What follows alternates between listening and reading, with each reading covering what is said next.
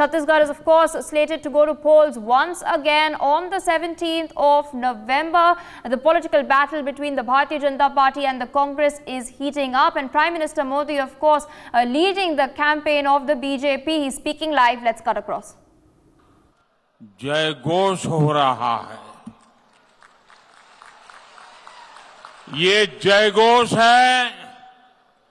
पहला चरण कांग्रेस पस्त, दूसरा चरण कांग्रेस अस्त।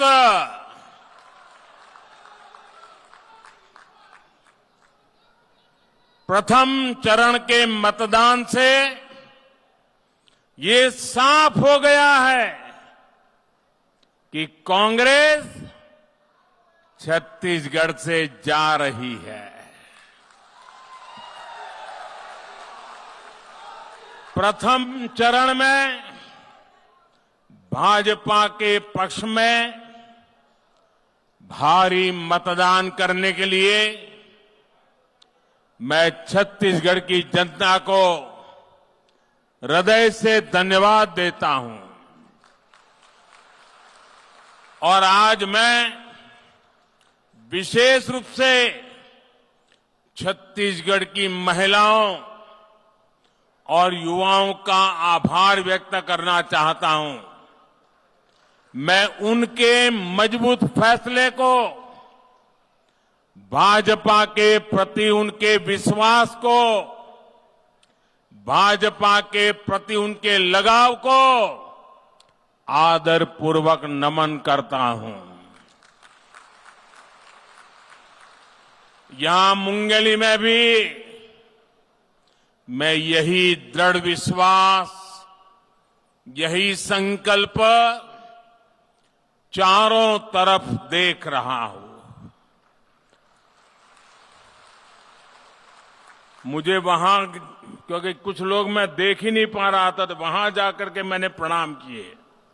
इधर भी मैं देख नहीं पाता था, वहां जाके प्रणाम किए। इतना बड़ा कार्यक्रम,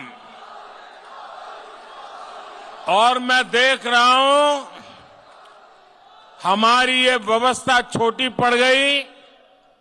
बहुत लोग इस मंडप के बाहर धूप में तप रहे हैं। धूप में तपते हुए भी इतने प्यार से आशीर्वाद दे रहे हैं। जो लोग बाहर धूप में तप रहे हैं, हमारी व्यवस्था कम पड़ गई, आपको तकलीफ हुई, मैं भाजपा के कार्यकर्ता के रूप में इस कमी के लिए आपकी क्षमा मांगता हूं। और मैं आपको विश्वास दिलाता हूं, आप जो इस धूप में तप कर रहे हैं, ये आपकी तपस्या बेकार नहीं जाने दूंगा। मैं ये आपके तप के लिए विकास करके मैं आपको लौटाऊंगा, ये मैं गारंटी देता हूं आपको।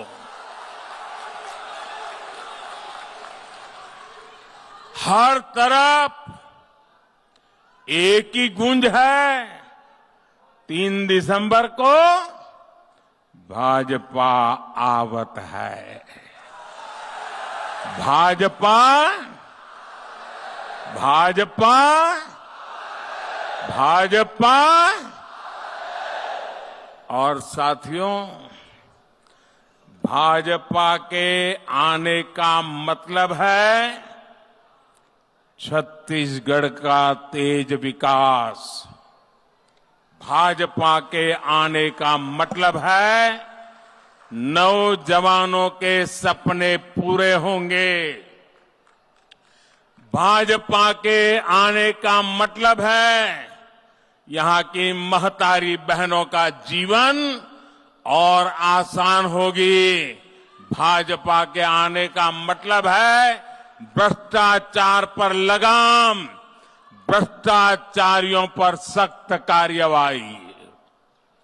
मेरे परिवारजनों, भाजपा ने ही आपके साथ मिलकर छत्तीसगढ़ का निर्माण किया। भाजपा ने आपकी आकांक्षाओं में को ध्यान में रखते हुए मुंगेली जिले का निर्माण किया। इसलिए भाजपा का ट्रैक रिकॉर्ड और गारंटी दोनों यही है कि भाजपा ने बनाया है, भाजपा ही संवारेगी। छत्तीसगढ़ में कांग्रेस सरकार के जाने का काउंटडाउन शुरू हो चुका है। कांग्रेस के जिन नेताओं ने आपको 5 साल लूटा है, उनकी विदाई का समय आ गया है। और आज पूरा देश देख रहा है कि छत्तीसगढ़ में कांग्रेस की विदाई की कमान किसने संभाली है? मोदी नहीं, ये आप लोगों ने संभाली है, छत्तीसगढ़ के लोगों ने संभाली है। आप छत्तीसगढ़ के मेरे आदिवासी भाई बहन, मेरे गरीब भाई बहन, मेरे पिछड़े भाई बहन, कांग्रेस की विदाई के लिए सबसे ज्यादा आतुर है। छत्तीसगढ़ के नौजवान, किसान, यहां की माताएं, यहां की बहनें कांग्रेस की विदाई के लिए एक मुस्त होकर के मैदान में उतरे हैं। खासकर महिलाओं ने ठान लिया है कि उन्हें कांग्रेस अब एक पल के लिए भी नहीं चाहिए। नहीं चाहिए, नहीं चाहिए, नहीं चाहिए, नहीं चाहिए। और कांग्रेस भी ये समझ गई है कि अब चला चली की बेला है। चला चली की बेला है।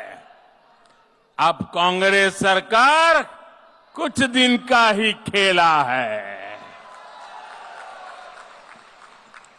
और इसलिए वो आपको झूठ पर झूठ, झूठ पर झूठ, झूठ पर झूठ बोले जा रहे हैं।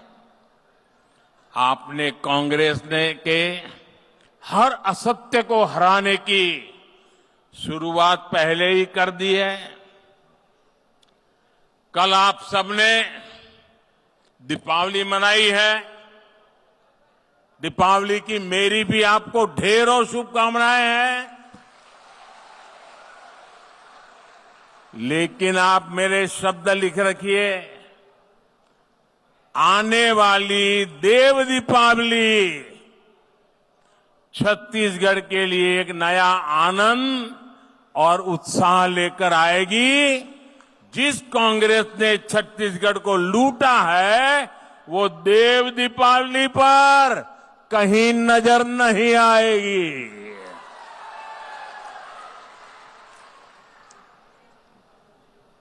मैं इन दिनों जो दिल्ली से पत्रकार मित्र आते हैं, राजनीतिक विश्लेषक आते हैं, उनसे बात करता हूं। एक बात मुझे वो बड़े सीना तान करके कह रहे हैं।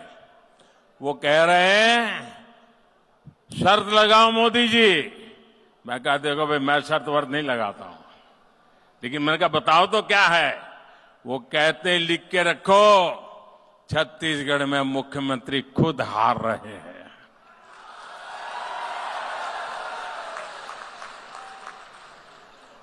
कांग्रेस में जो पुराने समर्पित लोग हैं, आज किनारे पर बैठे हैं, उनमें भी बहुत गुस्सा है। उनको लगता है कि एक बहुत बड़ा धोखा हुआ है। जब छत्तीसगढ़ में कांग्रेस की सरकार बनी थी, तब मुख्यमंत्री के पद के लिए 2.5 साल का एग्रीमेंट हुआ था। अब ऐसी पार्टी जहां बंटवारे के एग्रीमेंट होते हैं, लेकिन पहले 2.5 साल में ही मुख्यमंत्री जी ने इतना लूटा, इतना लूटा, इतना लूटा, 2.5 साल में इतना भ्रष्टाचार किया, लूट के पैसों का अंबार जमा कर लिया। और जब 2.5 साल पूरा होने पर आए तो तिजोरी दिल्ली वालों के लिए खोल दी, खजाना खोल दिया, हर एक को खरीद लिया, दिल्ली के नेताओं को खरीद लिया और एग्रीमेंट धरा का धरा रह गया। और इसका गुस्सा सिर्फ पुराने कांग्रेस के लोगों में है, इतना ही नहीं, छत्तीसगढ़ का हर नागरिक मानता है कि पार्टी के भीतर इतना बड़ा धोखा हो सकता है, इतनी बड़ी वादा खिलाफी हो सकती है, तो जनता के साथ तो हर वादे की वादा खिलाफी होना तय है। हर वादे को ये झूठ करने वाले हैं। यहां के मुख्यमंत्री, उनके राज में सुपर सीएम और उनके चहेते अफसरों ने जो जुर्म किया है, उससे भी लोगों में रोष है। और उनके बेटे ने सुपर सीएम बनकर जो कारोबार चलाया है, उसके कारण ये नौबत आ गई है कि ये मुख्यमंत्री एमएलए बनना भी मुश्किल हो गया है। हर घर में गुस्सा है। मेरे परिवारजनों, कांग्रेस के कुछ महाज्ञानियों को आजकल अचानक से गणित का शौक भी हो गया है। लेकिन ये कांग्रेस के गणितबाज वो सवाल भी हल नहीं कर पाते जो छत्तीसगढ़ का 5वीं कक्षा का विद्यार्थी हल कर सकता है। ये छत्तीसगढ़ के जनता के ज्ञान को, उनकी समझ को कम आंकते हैं। इसलिए दिल्ली से आकर झूठा गणित, झूठी बातें, झूठे वादे, यही उनका खेल चल रहा है। जिस कांग्रेस को गणित सिखाने का इतना बड़ा शौक है, आज मैं इस मुंगेली में इन हजारों लोगों के बीच में उससे भी मैं कुछ सवाल जरूर करूंगा। ये जो छत्तीसगढ़ में महादेव सट्टेबाजी घोटाला हुआ है, उसमें 508 करोड़ रुपए से अधिक के बंटने के आरोप है। कितने कितने कितने? जांच एजेंसियों के छापों में रुपयों के ढेर पकड़े गए हैं। यहां के मुख्यमंत्री के करीबी जेल में बंद है। कांग्रेस के इन गणितबाजों को बताना होगा कि मुख्यमंत्री को इसमें कितना पैसा हिस्सा मिला है, कांग्रेस के बाकी नेताओं के हिस्से में कितना माल गया है और दिल्ली दरबार तक इसमें से कितना माल पहुंचा है। यहां विधानसभा उम्मीदवारों को टिकटों देने को लेकर कांग्रेस में जो खेल हुआ है उसके तो ऑडियो चल रहे हैं। एक एक टिकट बेचकर कांग्रेस के नेताओं ने कितने पैसे ऊपर तक पहुंचाए हैं, इसका सच भी जनता के सामने आना चाहिए। साथियों, कांग्रेस के गणितबाजों से एक सवाल पीएससी घोटाले को लेकर छत्तीसगढ़ के युवाओं का भी है। जिन हजारों युवाओं ने दिन रात पढ़ाई करके परीक्षा पास की, उनको किस फॉर्मूले से बाहर निकाला गया? कांग्रेस नेताओं के बच्चों को गणित के किस फॉर्मूले से भर्ती किया गया पिछले दरवाजे से? पूरा छत्तीसगढ़ इस फॉर्मूले की सच्चाई जानना चाहता है। साथियों, कांग्रेस के गणितबाजों से एक सवाल छत्तीसगढ़ के गरीब, दलित, पिछड़े, आदिवासी परिवारों की माता बहनों ने भी पूछा है। कांग्रेस ने यहां बहनों बेटियों से शराबबंदी का वादा किया था। माताएं बहनें बताइए, इन्होंने वादा किया था ना? वादा किया था ना? कांग्रेस ने शराबबंदी तो नहीं की, और उस समय बड़े बड़े भाषण देकर के महिलाओं के आंख में ऐसी धूल झोंकी, ऐसी धूल झोंकी, और सत्ता में आने के बाद शराबबंदी छोड़ दो, शराब की होम डिलीवरी जरूर शुरू कर दी। ये माताओं बहनों को धोखा देकर कांग्रेस ने यहां 2000 करोड़ रुपए से अधिक का घोटाला किया। माताओं बहनों से इतना बड़ा विश्वासघात सिर्फ कांग्रेस ही कर सकती है। अगर आप नहीं करने वाले हैं तो झूठ क्यों बोलते हो? और आपने बोला था तो कोशिश तो करते भाई, उल्टा क्यों कर रहे हो? लेकिन बोलते समय उनको मालूम था कि जानबूझ करके झूठ बोला है। आज छत्तीसगढ़ की माताएं बहनें कांग्रेस से पूछ रही है कि आखिर उनको धोखा क्यों दिया गया। लेकिन कांग्रेस नेताओं ने इस शराब घोटाले पर मुंह पे ताला लगा के बैठ गए हैं। कांग्रेस के पास छत्तीसगढ़ की माताओं बहनों के एक सवाल का भी जवाब नहीं है। मेरे परिवारजनों, छत्तीसगढ़ चुनाव में चुनाव प्रचार अब अपने आखिरी दौर में पहुंच रहा है। बीते दिनों में राज्य के अलग अलग हिस्सों में मुझे आप सबसे आशीर्वाद मांगने के लिए जाने का सौभाग्य मिला।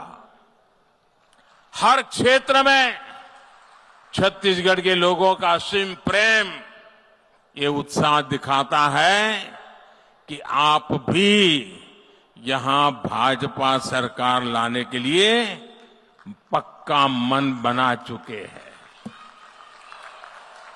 और जब इस चुनाव प्रचार की मेरी पहली सभा हुई, मैं बहुत लंबे समय से सार्वजनिक जीवन में हूं, मैं हवा का रुख बड़े आसानी से समझ पाता हूं।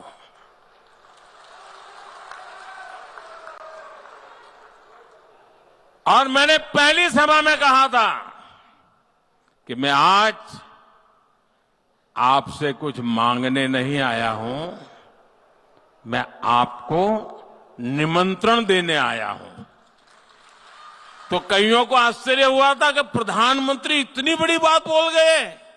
और मैंने कहा था कि मैं आपको निमंत्रण देने आया हूं कि 3 दिसंबर को चुनाव नतीजे के बाद जब भाजपा की सरकार बनेगी, उसके शपथ समारोह का निमंत्रण देने के लिए आया हूं। ये मेरा विश्वास आपके सामर्थ्य के कारण था, आपके उत्साह के कारण था, आपकी समझ के कारण था, और छत्तीसगढ़ की बर्बादी से आपके दिल को पहुंची हुई चोट में मैं ये विजय देख रहा था। साथियों, आज भी वो विश्वास पर अनेक गुना बढ़ गया है, और इसलिए मैं कह रहा हूं 3 दिसंबर के बाद, चुनाव नतीजे आने के बाद, जब भाजपा सरकार के शपथ समारोह होंगे, आप सबको मैं निमंत्रण देने आया हूं।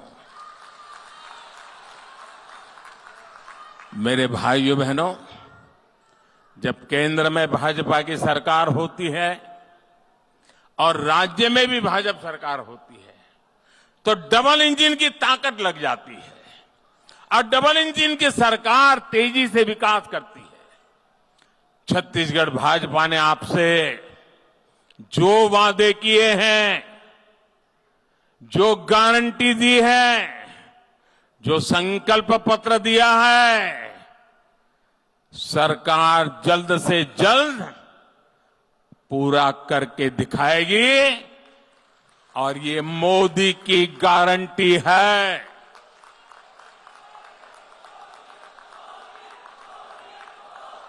और मोदी की गारंटी का मतलब क्या होता है? मोदी की गारंटी का मतलब होता है गारंटी पूरा होने की गारंटी। मेरे परिवारजनों, मैं जब छत्तीसगढ़ का विकास करने की बात करता हूं, तो कांग्रेस को पसंद नहीं आता है। कांग्रेस आप लोगों को इसी हालत में रखने के लिए, इसी मजबूरी में जीने के लिए छोड़ना चाहती है, ताकि आपके पैसे लूटने का लाइसेंस उनके पास बना रहे। मोदी आपको हर संकट से मुक्ति दिलाना चाहता है, आपका जीवन वहां जहां है वहां से और अच्छा बनाना चाहता है, और आगे ले जाना चाहता है, और इसलिए कांग्रेस मोदी से नफरत करती है। और ये कांग्रेस की नफरत इतनी बढ़ चुकी है कि वो मोदी की जाति से भी नफरत करने लगी है। बीते अनेक महीनों से कांग्रेस मोदी के बहाने पूरे ओबीसी समाज को गाली दे रही है। गाली तो गाली, डंके की चोट पर कांग्रेस ओबीसी समाज के जो गालियां दी है, उसके लिए अदालत के कहने के बाद भी माफी मांगने से इनकार कर रही है। ओबीसी समाज के प्रति कितनी नफरत है, इसका ये उदाहरण है। एक कांग्रेस ही है जिसने बाबा साहब आंबेडकर का अपमान किया।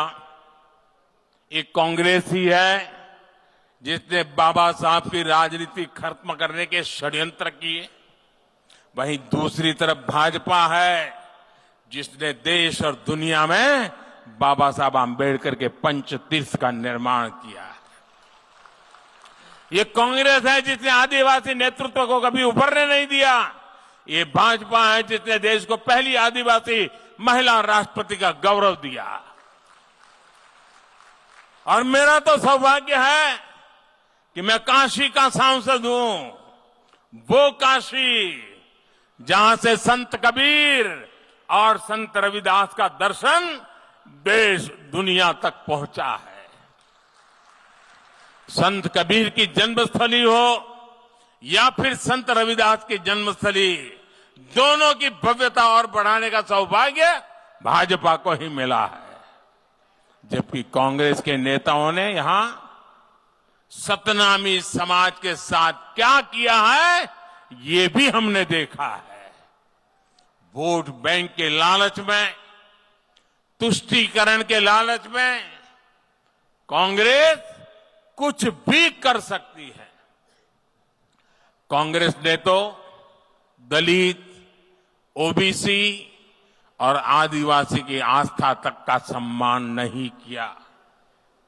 मेरे परिवारजनों, आजादी के इतने दशकों के बाद आज देश में कोई भी गरीब है तो उसके लिए अगर गुनहगार कोई है तो सिर्फ और सिर्फ कांग्रेस है। आज यदि छत्तीसगढ़ से मेरे युवा साथी पलायन करने को मजबूर है तो इसकी गुनहगार सिर्फ और सिर्फ कांग्रेस है। आज यदि छत्तीसगढ़ का किसान परेशान है तो उसकी गुनहगार कांग्रेस है। आज यदि छत्तीसगढ़ में डॉक्टरों की कमी है और मरीज परेशान है तो उसकी गुनहगार कांग्रेस है। आजादी के इतने साल बाद भी मेरे आदिवासी भाई बहनों की बदहाली की गुनहगार ये कांग्रेस है। ये कांग्रेस है जिसने इतने साल देश भर में सरकार चलाई। 5-5 दशक तक पंचायत से लेकर पार्लियामेंट तक उन्हीं का झंडा फहरता था। 50 साल पहले गरीबी हटाओ का नारा दिया था। मैं पत्रकारों से पूछता हूं, जरा कांग्रेस वालों को पूछो तो 50 साल पहले नारा दिया था, वो नारा पूरा नहीं कर पाए, नए वादे करके कहां से लोगों को मूर्ख बनाते हो? पूछो जरा उनको।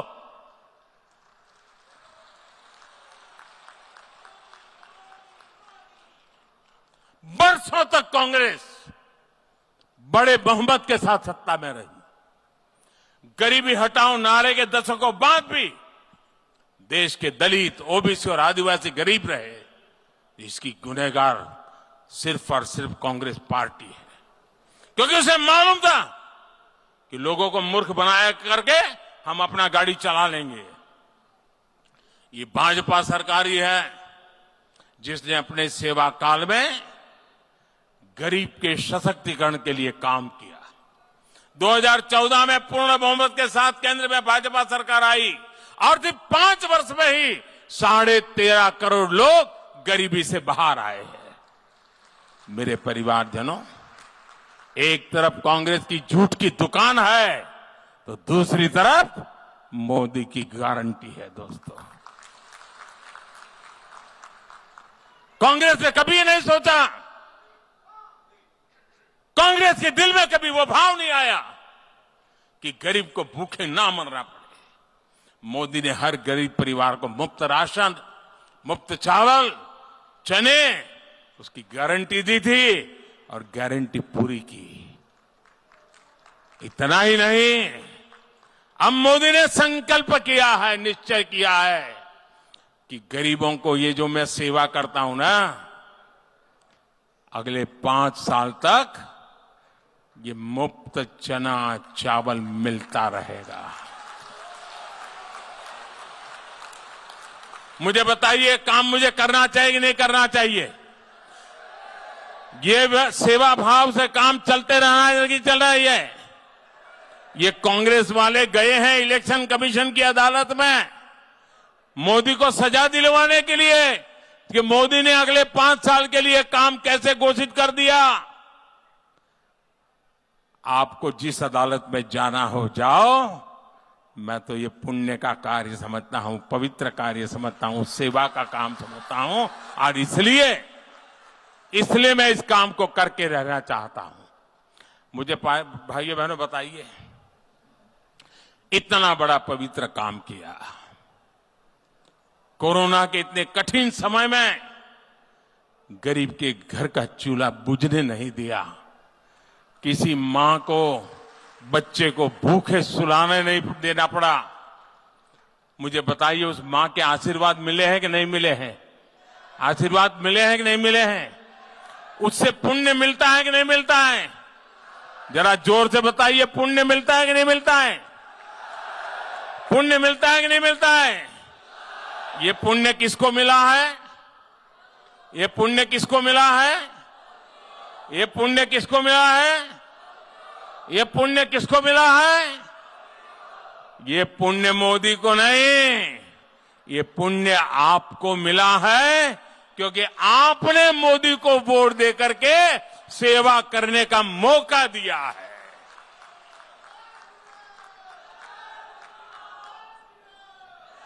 इस पुण्य के हकदार आप हैं और आने वाले 5 साल भी आपके खाते में ये सारा पुण्य जमा होने वाला है।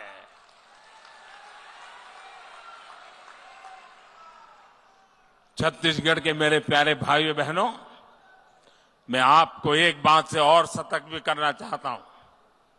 यहां लोग बताते हैं कि कांग्रेस सरकार ने राशन कार्ड बनाने में, बीपीएल सूची बनाने में बहुत बड़ा घपला शुरू किया है। ये फर्जीवाड़ा भाजपा सरकार बनते ही बंद किया जाएगा। जो हकदार है उसको हक मिलेगा और यही तो मोदी की गारंटी है। साथियों, कांग्रेस ने गरीब को झुग्गी झोपड़ी फुटपाथ पर जीने के लिए मजबूर कर दिया। अनेक पीढ़ियों को कच्चे मकानों में जीवन गुजारना पड़ा। इसमें भी सबसे अधिक दलित परिवार है, ओबीसी परिवार है, आदिवासी परिवार है। कांग्रेस सरकार ने यहां में गरीबों के घर तेजी से नहीं बनाने दिए, लेकिन मोदी की गारंटी है हर गरीब के सर पर पक्की छत होगी। मेरा आपसे भी कहना है, आपके अड़ोस पड़ोस में, गांव में ऐसे जो भी परिवार है जिनके घर अभी नहीं बने हैं, कह देना मोदी की गारंटी है उनका भी घर पक्का बन के रहेगा। मेरी तरफ से कह देंगे, मेरी बात पहुंचा देंगे। जो गरीब है, जो झुग्गी झोपड़ी में रहता है, जो कच्चे घर में रहता है, उसको बताएंगे कि मोदी पक्का घर बनाने का वादा करके गया है। मुझ में ये हिम्मत है कहने की, क्यों? मैं करना चाहता हूं। और अगर यहां बीजेपी की सरकार होती ना 5 साल, तो ये काम भी पूरा हो गया होता। For more such videos, subscribe to the NewsX YouTube channel, hit the bell icon.